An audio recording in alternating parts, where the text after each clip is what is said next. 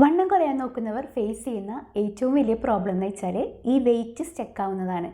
ഇത് നോർമലായിട്ടുള്ള കാര്യമാണ്. എല്ലാവർക്കും ഇതുപോലെ വെയിറ്റ് സ്റ്റക്കൊക്കെ വരും. എനിക്ക് തന്നെ ഒരു 5 തവണ എൻ്റെ വെയിറ്റ് ലോസ് ജേണിയിൽ വെയിറ്റ് സ്റ്റക്ക് വന്നിട്ടുണ്ട്.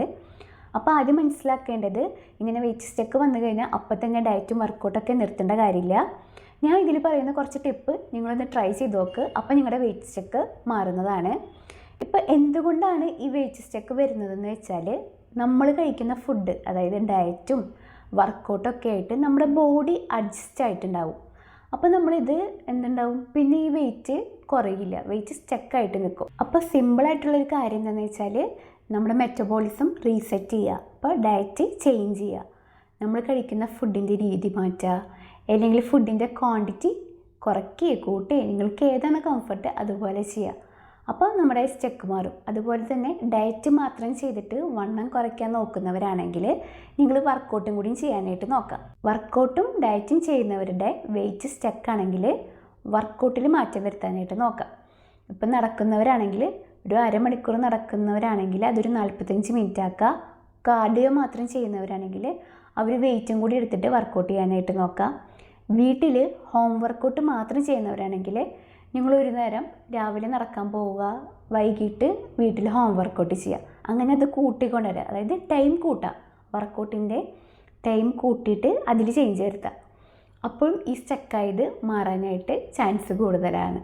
അപ്പം മൂന്നാമത്തെ കാര്യം എന്താണെന്ന് വെച്ചാൽ, പ്രോട്ടീൻ ഫുഡ് 3 നേരം ഡയറ്റിൽ കഴിക്കുക. ഇനി അത് കഴിക്കാത്തവരാണെങ്കിൽ, അയ്യോ 3 നേരം പ്രോട്ടീൻ കഴിക്കാത്തവരുടെ വെയിറ്റ് സ്റ്റക്കായിട്ട് നിൽക്കുകയാണെങ്കിൽ നിങ്ങൾ എന്തായാലും 3 നേരം പ്രോട്ടീൻ എടുത്ത് നോക്കാം.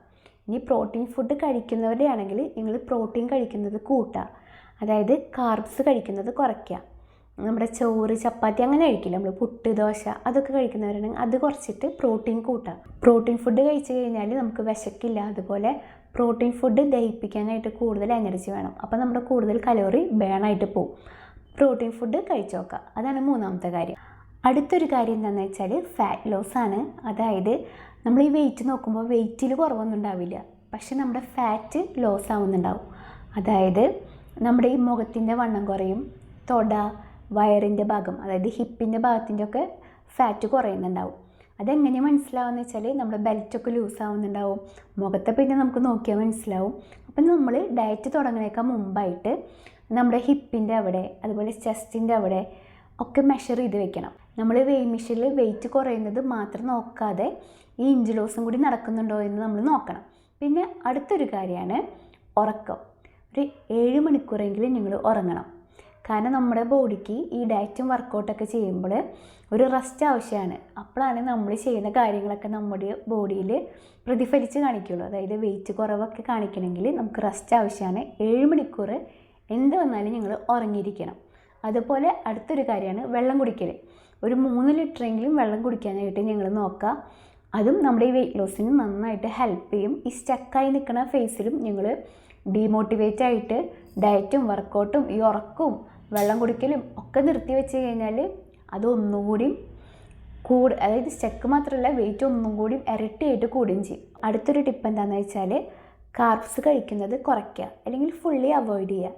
ചോറ്, ചപ്പാത്തി അങ്ങനെയുള്ള ഫുഡില്ലേ, സ്വീറ്റ് പൊട്ടറ്റോ, പയറ് വർഗ്ഗങ്ങൾ, ഇത് കഴിക്കുന്നത് ഈ സ്റ്റക്കായി നിൽക്കുന്ന സമയത്ത് കഴിക്കാതിരിക്കുക.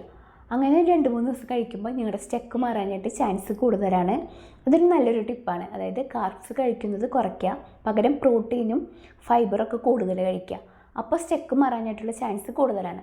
അടുത്തൊരു എഫക്റ്റീവ് മെത്തേഡാണ് ഇൻ്റർമീഡിയറ്റ് ഫാസ്റ്റിംഗ് ചെയ്യുക എന്നുള്ളത്. അതായത് 8 മണിക്കൂർ നമ്മൾ ഫുഡ് കഴിക്കുക, 16 മണിക്കൂർ ഫാസ്റ്റ് ചെയ്യുക. അത് നല്ലൊരു മെത്തേഡാണ്. അതായത് രാവിലെ ഒരു 10 മണിക്ക് ഭക്ഷണം കഴിച്ച് തുടങ്ങാം, പിന്നെ രാത്രി 6 മണി വരെ ഭക്ഷണം കഴിക്കാം. നമുക്കിഷ്ടമുള്ളത് കഴിക്കാം. അന്ന് വെച്ച് പുറത്തുനിന്നുള്ള ഫുഡൊന്നും കഴിക്കണ്ട. ഇനി മെയിനായിട്ടുള്ളൊരു കാര്യമുണ്ട്, ഈ വെയിറ്റ് സ്റ്റക്കായി കഴിഞ്ഞാൽ നിങ്ങൾ വിഷമിക്കരുത്. അതായത് ഭയങ്കര സ്ട്രെസ്സൊന്നും ആവരുത്. സ്ട്രെസ്സായി കഴിഞ്ഞാൽ നമ്മുടെ ഹോർമോൺ കൂടും. അതായത് സ്ട്രെസ് ഹോർമോൺ ഉണ്ട്, കോർട്ടിസോൾ. അത് കൂടിക്കഴിഞ്ഞാൽ നമ്മുടെ വെയിറ്റ് സ്റ്റക്ക് മാറില്ല. പകരം നിങ്ങൾക്ക് ഈ ഡയറ്റൊക്കെ മതിയായി വേറെ ഷുഗറി ഫുഡ്, ഫ്രൈഡ് ഫുഡൊക്കെ കഴിക്കാനായിട്ടുള്ളൊരു ക്രേവിങ്സ് വരും. അപ്പോൾ എന്തുണ്ടാവും, നമ്മുടെ ഡയറ്റ് അവിടെ നിൽക്കും. പിന്നെ അതുപോലെ തന്നെ വർക്കൗട്ട് ചെയ്യാനുള്ള ഒരു എനർജി ഒക്കെ പോവും. നമ്മുടെ മെറ്റബോളിസമൊക്കെ സ്ലോ ആവാൻ തുടങ്ങും ഈ ഹോർമോൺ ഇതാവുമ്പോൾ. അപ്പോൾ നമ്മൾ എന്ത് ചെയ്യണം? ഒരിക്കലും സ്ട്രെസ് ആവാനായിട്ട് പാടില്ല. ഇതെല്ലാവർക്കും നടക്കുന്ന കാര്യമാണ്. എല്ലാവരും വെയിറ്റ് ലോസ് ചെയ്യണേലും ഇത് ഫേസ് ചെയ്യുന്ന കാര്യമാണെന്ന് വിചാരിച്ച് ഒരു ദിവസം 2 ദിവസം മാത്രം നമ്മളൊരു ഡയറ്റ് നിർത്തി വെച്ചിട്ട് നോക്കാം. വെയിറ്റിൽ ചേഞ്ച് വരുമ്പോൾ വീണ്ടും ഡയറ്റും വർക്കൗട്ടും വീണ്ടും ചെയ്യാം. ഓരോരുത്തർക്കും ഓരോ ദിവസം ഇത്ര കലോറി ഫുഡ് കഴിക്കണം എന്നുണ്ടാവും. അതിൽ കുറവ് കഴിച്ചാൽ മാത്രമാണ് നമ്മൾ വെയിറ്റ് കുറയുള്ളൂ. ഇപ്പോൾ ഒരാൾക്ക് 2000 കലോറി ഫുഡ് കഴിക്കണം ഉണ്ടായിരിക്കും. പക്ഷെ നമ്മൾ 1500 കലോറിയാണ് കഴിക്കുന്നതെങ്കിൽ നമ്മുടെ എന്ത് ചെയ്യും? ബാക്കിയുള്ള കലോറിക്ക് വേണ്ടിയിട്ട്, അതായത് ബാക്കി 500 കലോറിക്ക് വേണ്ടിയിട്ട് നമ്മുടെ ഫാറ്റും കൂടി ബേൺ ആവും. അങ്ങനെയാണ് നമ്മൾ വെയിറ്റ് ലോസ് ഉണ്ടാവുന്നത്. അതുകൊണ്ട് തന്നെ കലോറി ഡെഫിസിറ്റ് ഡയറ്റ് അടിപൊളിയാണ്.